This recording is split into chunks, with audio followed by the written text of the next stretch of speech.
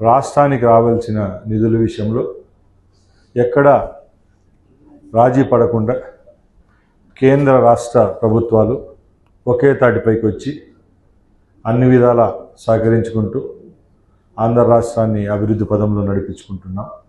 దానిలో భాగంగానే ముఖ్యంగా నా శాఖకు సంబంధించి ముఖ్యంగా రాష్ట్రంలో క్రీడాభివృద్ధి లక్ష్యంగా ఈరోజు మా ప్రభుత్వం పనిచేస్తూ ఉంది. దానిలో భాగంగానే మా ముఖ్యమంత్రి గారు రాష్ట్రాన్ని క్రీడాంధ్రప్రదేశ్గా తీర్చిదిద్దే విధంగా ముందుకెళ్తున్నారు. దానికి కేంద్ర ప్రభుత్వం యొక్క సహాయ సహకారాలు మెండుగా ఈ 20 నెలల్లో మాకు అందించడం జరిగింది. దానిలో భాగంగానే ఈరోజు క్రీడలకు సంబంధించి ఆ మంత్రిత్వ శాఖ అధికారులతో సంప్రదించడం, రాష్ట్రానికి సంబంధించి ఏవైతే ప్రాజెక్ట్స్ ఉన్నాయో అవన్నీ తక్షణమే అమలుపరిచే విధంగా చర్యలు తీసుకోవాల్సిందిగా కోరడం జరిగింది. అక్కడి నుంచి కూడా చాలా సానుకూలంగా స్పందించడం జరిగింది. ఎందుకంటే గత 2 సంవత్సరాలుగా రాష్ట్రంలో క్రీడాభివృద్ధికి ఏవేవి వనరులు కావాలో అవన్నీ కేంద్రాన్ని అడగడం జరిగింది. దానిలో భాగంగా ఈరోజు కొన్ని మీ దృష్టికి తీసుకొని పోతాను.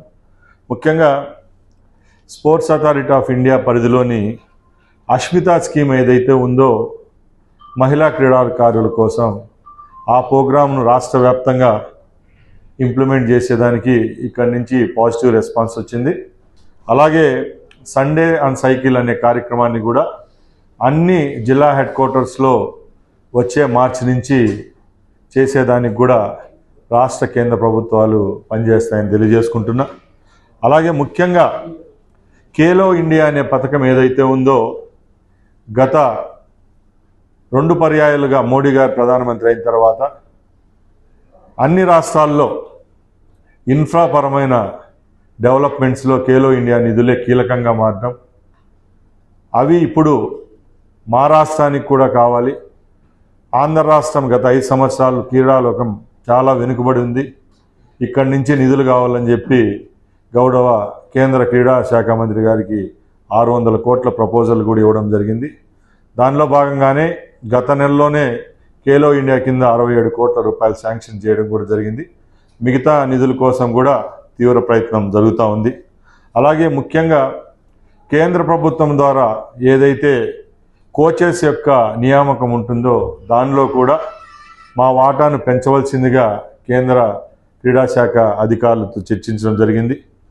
ముఖ్యంగా ఈరోజు ఆంధ్రప్రదేశ్ కూడా క్రీడల పట్ల ఇంత మెరుగ్గా పనిచేస్తూ ఉంది.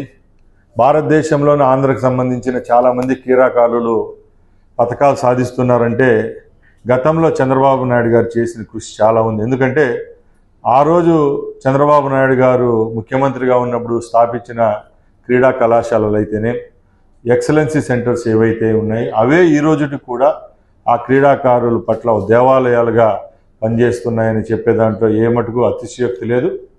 మేము అక్కడ కూడా క్రీడలకు సంబంధించి ఎవరైతే రాణిస్తున్నారో వాళ్ళందరికీ రాష్ట్ర ప్రభుత్వం ద్వారా ఇన్సెంటివ్స్ కూడా ఇవ్వడం జరిగింది. దానిలో భాగంగానే గత 1.5 సంవత్సరంలోనే సుమారు 18 కోట్ల రూపాయలు రిలీజ్ చేయడం జరిగింది.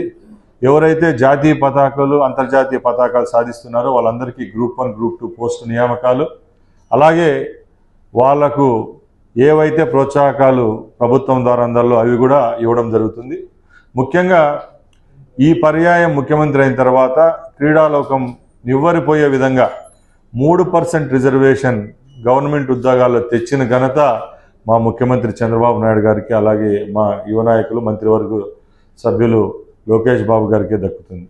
ఇంకా క్రీడా శాఖను పక్కన పెడితే ఏదైతే రవాణా శాఖ మంత్రిగా నేనున్నానో దానికి సంబంధించిన కొన్ని విషయాలు కూడా మీ దృష్టికి తీసుకొని పోగలుగుతున్నాను.